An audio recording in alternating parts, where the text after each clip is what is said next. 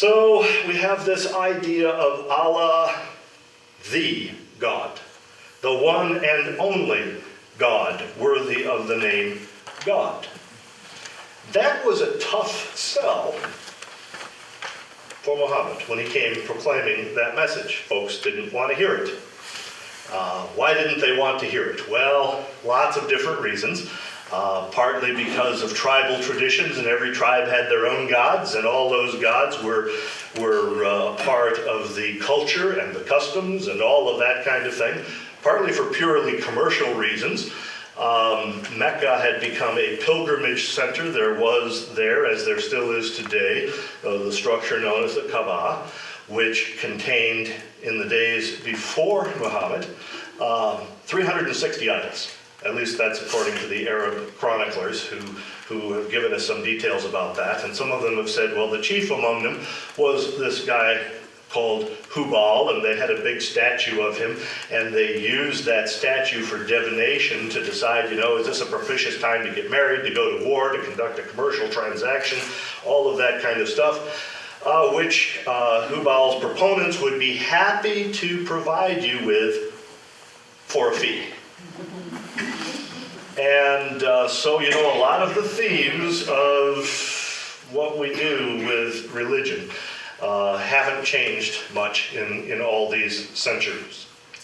I want to talk a little bit about the world into which Muhammad came. And I'm going to start looking at the Byzantine Empire.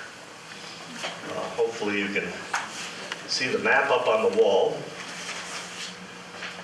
This is the Byzantine Empire in about 550 AD. That was at the height of the rule of a guy named Justinian. And he really, in many ways, had a tremendously successful reign. If you go back to its roots, in its origins, this is really the Roman Empire. In fact, the Byzantines, through their entire history, all the way up until the sacking of Constantinople in 1453, referred to themselves as Romans.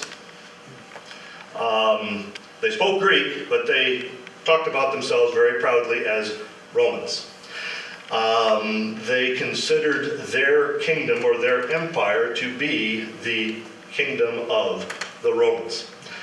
What had happened is, at the time of Constantine, we're looking at the early 300s, for administrative reasons, the emperors had divided responsibility for different parts of the empire, east and west.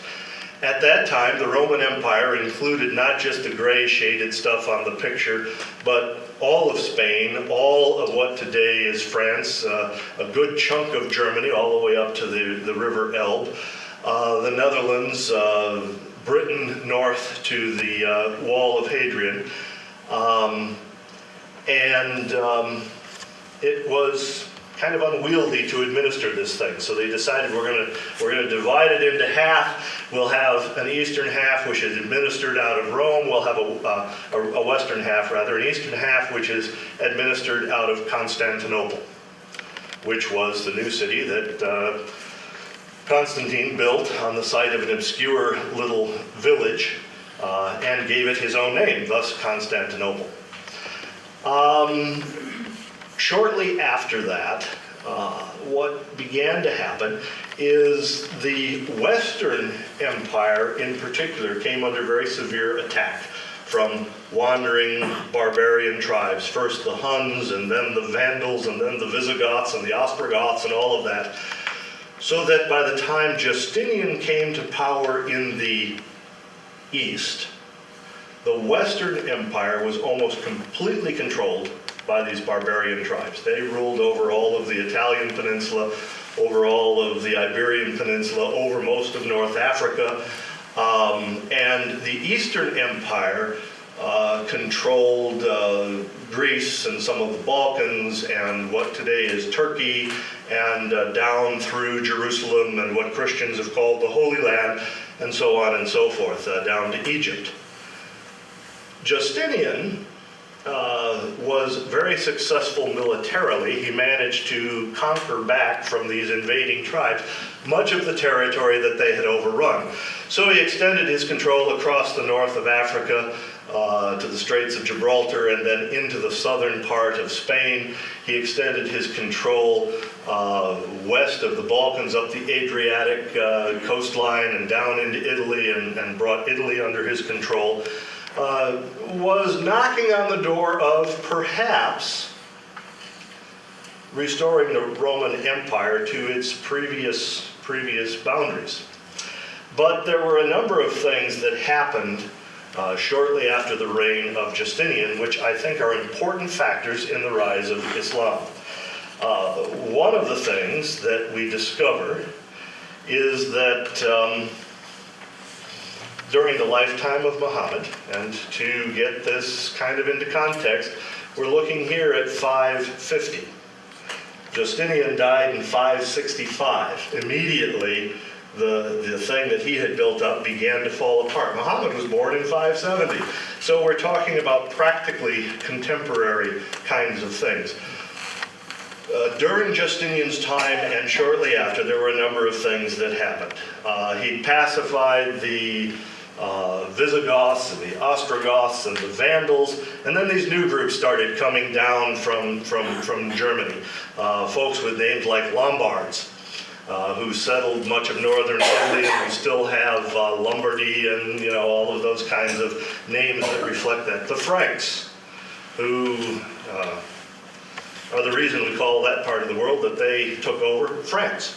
And so they effectively stopped the expansion of Byzantium into that part of what had been the Roman Empire. Slavic groups came down across the Danube and into the Balkans, and that began to create some problems. The other thing that we had going on was another empire that had been in existence for quite some time. The Sassanid Empire.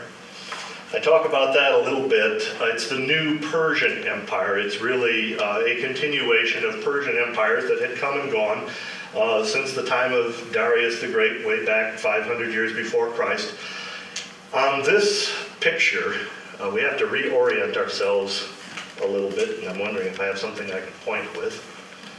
If you look at this map, what we're talking about here is the Mediterranean coast over on this part. And as we go east, you're looking at what today is Syria, Iraq, Iran, Afghanistan, part of Pakistan, some of the other stands to the north that have broken away from the Soviet Union in the last 20 years.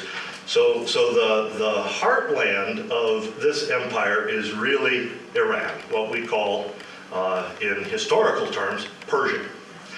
And through the whole period of the late Roman Empire and the transition into what historians sometimes call the Byzantine Empire, they had been fighting to expand west toward the Mediterranean.